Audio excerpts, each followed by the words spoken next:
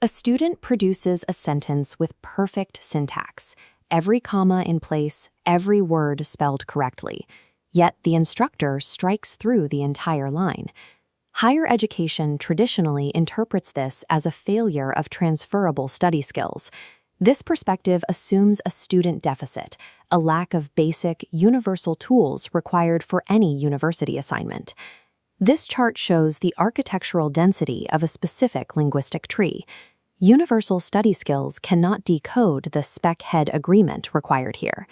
The specialized nature of this writing makes generic skills irrelevant.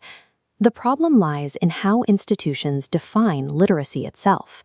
If the definition is wrong, the student's mastery of grammar becomes secondary to their failure to meet the hidden requirements of the discipline. Academic writing functions as a contested act of meaning-making. It is a process where rules are rarely neutral, and the medium itself is never transparent. Researchers identify 3 distinct models of student writing that have governed university instruction over the last few decades.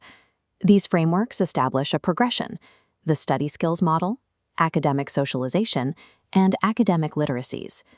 Writing moves from a technical skill to acculturation, and finally to a site where meaning-making is constantly contested. This progression suggests that academic writing is a social practice. It links the student's work directly to disciplinary power, epistemology, and their expected identity. Resolving the paradox of student failure requires a sequential deconstruction of these models to see where their theoretical assumptions break down. The study skills model is the traditional baseline for academic instruction. It views literacy as a collection of atomized, easily transferable skills that a student can apply to any course. This approach draws from behavioral psychology. It frames student writing as a purely technical act, treating it as an instrumental tool for recording information. The model relies on the assumption of a student deficit. When a student struggles to articulate an argument, this model treats the difficulty as a pathology.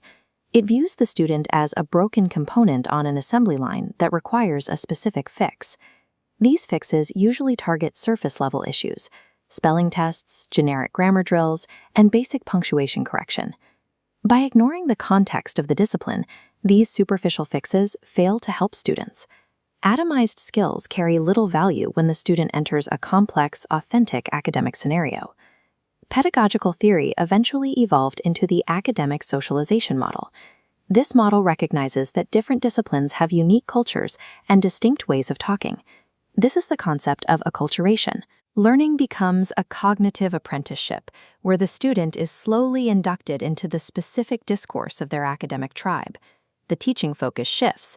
Instead of correcting surface grammar, instructors provide strategic orientations, helping students understand the specific learning tasks of their department. However, the socialization model contains a fatal flaw. It assumes the academy functions as a relatively homogeneous culture with a unified set of rules. This assumption of uniformity ignores how institutional practices actually change. It fails to account for the competing ideologies and power dynamics that exist within every university. Because the academy is a site of constant epistemological conflict, the socialization model fails by treating disciplinary culture as a static, unified rulebook. The academic literacies model brings a significant shift in perspective. It asserts that literacy is a social practice rather than a discrete skill. To see why this matters, look at the experience of a first-year nursing student. In a single day, this student must write a sociology essay, a clinical report, and a reflective journal. The clinical report requires objective data, while the reflective journal requires personal insight. Applying the logic of one to the other results in immediate rejection. This is repertoire switching. Success requires the student to change their linguistic practices entirely as they move between different settings. Repertoire switching is more than a change in formatting. It is a change in the underlying assumptions of what counts as valid knowledge in that specific classroom. Academic success depends on the student's ability to analyze and adopt the conflicting literacy demands of these different intellectual environments. Repertoire switching creates a deep internal tension because it directly challenges the student's personal identity. When students are forced to switch between a first-person narrative and an impersonal, passive voice, they often struggle with the question, who am I in this text? These strict epistemological requirements define the discipline's view of truth. Choosing between I and the data becomes a statement on the nature of knowledge itself. Universities act as sites of discourse and power. These institutions establish inherently unequal expectations between the staff who set the rules and the students who must follow them. Student failure is rarely a simple misunderstanding of grammar. It is more often a deep ideological conflict with the specific identity the discipline requires the student to project. The literacies model utilizes a concept called encapsulation. It reframes study skills and socialization rather than discarding them. This relationship is a nested hierarchy. Writing mechanics are at the center, completely encapsulated by the outer rings of culture and power. A surface-level skill gains true meaning as it travels outward, filtered through the institution's specific requirements. Deciding how to open an essay is an epistemological choice.